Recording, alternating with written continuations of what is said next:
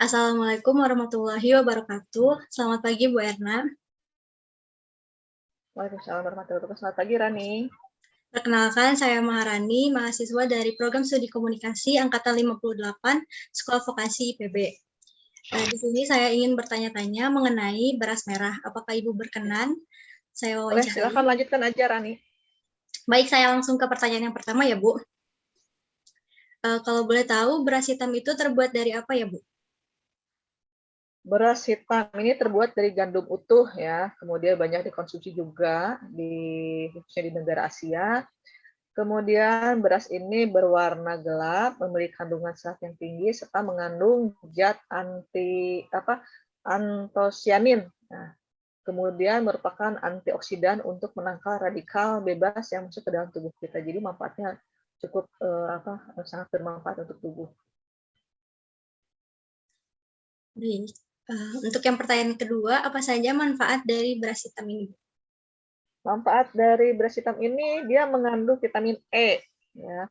Kemudian apalagi ya, dia dapat mengurangi kolesterol, ya, kadar kolesterol, dapat mengurangi juga kadar gula darah. Kemudian kalau untuk yang diet ya biasanya berasnya diganti kan disuruh jadi beras, bukan beras yang putih tapi beras hitam. Yang memiliki penyakit diabetes juga kan berasnya suka diganti ya, bukan beras yang putih tapi beras hitam atau beras merah. Banyak sekali ya, Bu, manfaatnya. Ya, jadi untuk melancarkan pencernaan juga, meningkatkan energi, kemudian meningkatkan imun tubuh juga. Baik. Banyak manfaatnya. Untuk pertanyaan yang selanjutnya, asal-usul beras merah itu dari mana ya, Bu?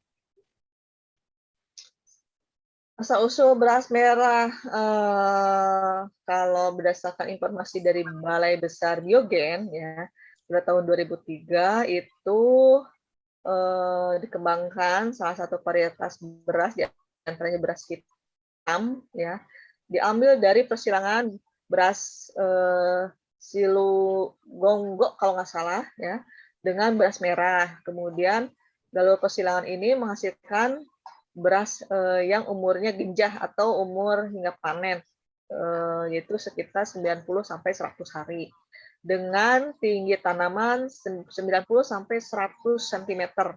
Nah, kemudian padi hitam ini juga cocok ya, akhirnya cocok ditanam, kemudian dilakukanlah pembudidayaan ya. Waktu budidaya padi hitam ini lebih lama dibandingkan dengan tanaman padi biasa ya, yang umum kayak IR 64, Ciherang ya. Nah, budidaya padi hitam ini memiliki umur budidaya hingga 150 hari. Ini kurang lebih berapa bulan ya? 94, kurang lebih 4 bulan ya. Ya, 150 cukup lama hari. ya, Bu. Cukup lama dibandingkan dengan budidaya beras biasa. Nah, kalau beras biasa itu sekitar 3 bulan, yaitu 120 hari. 120 hari kalau beras biasa biasanya. Baik, Bu. Nah, untuk ini kan perbedaan beras hitam sama ketan hitam itu hampir mirip-mirip ya, Bu. Kalau boleh tahu gimana ya, Bu?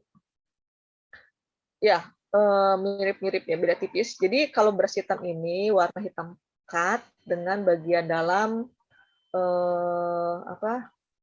bagian dalam bulir berasnya itu juga berwarna hitam. Nah, bulir beras hitam ini juga lebih panjang dan langsing dibanding beras ketan hitam. Ya. Nah, kalau ketan hitam ini juga warnanya hitam, tapi ada keunguan dan bagian dalam bulirnya berwarna coklat kehitaman. Jadi bulir beras ketan hitam lebih bulat dan sedikit lebih pendek dari beras hitam. Kemudian dari tekstur ya, tekstur beras hitam setelah dimasak tidak terlalu lengket ya. Kalau beras hitam kan ketan hitam agak lengket ya, karena dia mengandung amilosa dalam beras hitam ini, jadi lebih rendah dibanding dengan beras ketan hitam. Jadi kalau yang ketan hitam itu lebih bulat dibanding sama beras hitam. Iya. Oke, Bu. Kalau boleh tahu kandungan apa aja yang ada pada beras hitam, Bu? Dalam beras hitam ini ada kandungannya, dia memiliki kalori 160 ya, kemudian lemaknya juga 1,5 gram, proteinnya 4 gram, karbohidratnya 34 gram, kemudian seratnya 1 gram. Kemudian memiliki zat besi sekitar 6% ya. Jadi apa ya? Itu ya yang dikandung dari beras hitam.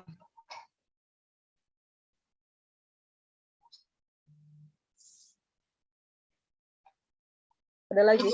Untuk pertanyaan selanjutnya, beras hitam itu bisa diolah menjadi apa saja ya, Bu?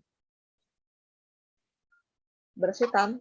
Ya. Biasanya dibuat bubur ya, bubur beras hitam, kemudian nasi kebuli juga, kemudian di liwet juga ya, liwet hitam, kemudian nasi bakar, kue-kuehan juga ya, lumayan enak tuh, kan ada yang bolu yang hitam, nah itu dari beras hitam. Wah, saya belum pernah coba nih, Bu. Jadi pengen Lumayan coba enak. rasanya gimana. Baik, Bu, untuk pertanyaan yang terakhir, bagaimana proses penanaman beras hitam? Beras hitam ini memiliki cara tanam yang berbeda dengan beras putih dan merah, ya. Di mana pemberian pupuk dasar menggunakan pupuk urea, NPK, kemudian SP36, kemudian dolomit, dan pupuk organik padat. Jadi semua pupuk ini selain pupuk organik padat dicampur, lalu ditebarkan, kemudian lakukan pengairan ya pada lahan dengan direndam sampai jenuh. Kemudian diamkan selama 1 minggu dan lahap siap ditanami. Kemudian perbedaan ini juga terlihat pada saat penyiapan.